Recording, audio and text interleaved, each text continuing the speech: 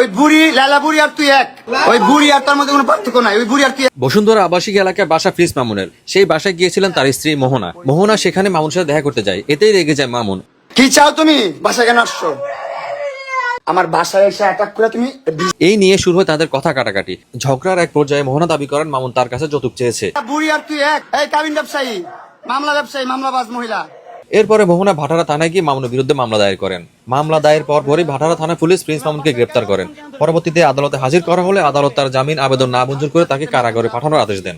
মামলায় মোহনা অভিযোগ করেন যে প্রায় 5 মাস আগে তাদের বিয়ে হয়। বিয়ের পর থেকে ব্যবসার কথা বলে 1 কোটি টাকা যৌতুক দাবি করেছেন মামুন। সেপারেশন আছে তোমার বাসায় কেন? তোমার বাসায় কেন?